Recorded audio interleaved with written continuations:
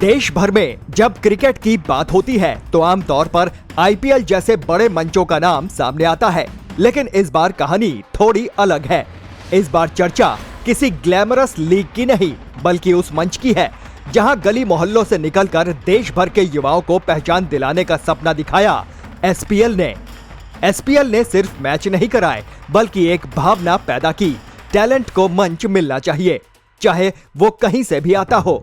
यही वजह है कि जैसे ही 16 जनवरी को दिल्ली के कॉन्स्टिट्यूशनल क्लब में पूज्य देवकी नंदन ठाकुर ने एसपीएल की घोषणा की, देश भर में एक नई उम्मीद की लहर दौड़ गई।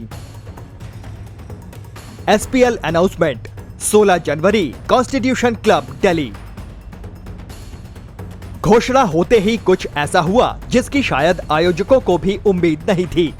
देश भर के युवा खिलाड़ियों ने खुद से आगे आकर रजिस्ट्रेशन शुरू कर दिया। कोई छोटे शहर से था, कोई गांव से, लेकिन हर किसी के पास एक ही सपना था, अब हमें भी मौका मिलेगा। यहीं से एसपीएल की असली ताकत दिखनी शुरू हुई। ये सिर्फ क्रिकेट नहीं, बल्कि एक मूवमेंट बन गया। Youth from every corner, one dream, one platform. इसके बाद 20 फरवरी को एसपीएल की ट्रॉफी सेरेमनी हुई और इस ट्रॉफी ने जैसे पूरे टूर्नामेंट की दिशा तय कर दी। खिलाड़ियों की आंखों में चमक साफ दिख रही थी।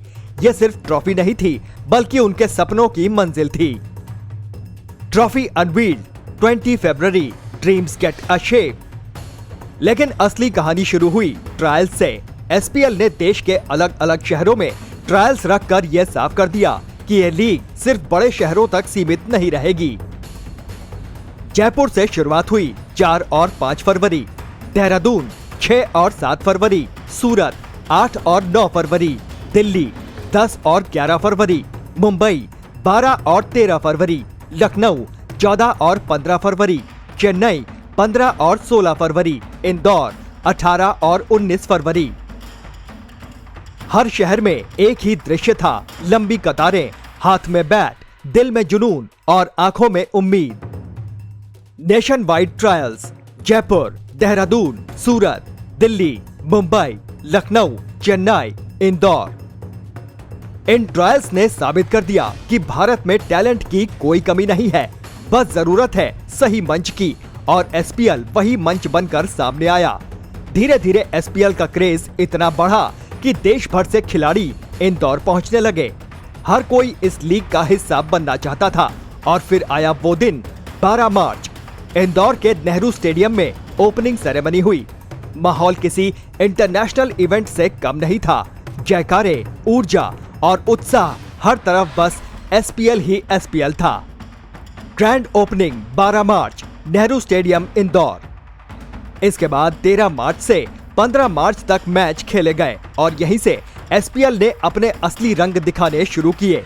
मैदान पर एक तरफ युवा खिलाड़ी थे जो अपने करियर का सबसे बड़ा मौका खेल रहे थे, और दूसरी तरफ थे बड़े नाम सुरेश रैना, पीयूष चावला, द ग्रेट खली जैसे दिग्गज। इन सितारों की मौजूदगी ने एसपीएल को और भी खास बना दिया। Star power, Suresh Raina, Piyush Chawla, the great खली। लेकिन एसपीएल की सबसे बड़ी जीत ये नहीं थी कि इसमें बड़े नाम आए, बल्कि ये थी कि इसने छोटे खिलाड़ियों को बड़ा बना दिया। हर मैच में नई कहानियां बन रही थी। कोई बॉलर 5 विकेट लेकर छा रहा था, कोई बल्लेबाज तूफानी पारी खेल रहा था, और हर खिलाड़ी खुद को साबित करने के लिए जी जान लगा रहा था। New heroes rise, every match, every moment. धर्माचार्यों का समर्थन भी एसपीएल को अलग पहचान देता है। देश भर के संत महात्माओं ने इस लीग की सराहना की और इंदौर के नेहरू स्टेडियम में पहुंचकर खिलाड़ियों का हौसला बढ़ाया। ये सिर्फ खेल नहीं था, ये संस्कृति और खेल का संगम बन गया। Blessings and sports, a unique combination. SPL ने यह दिखा दिया कि अगर सही सोच और सही मंच मिले तो भारत का हर युवा खिलाड़ी चमक सकता है।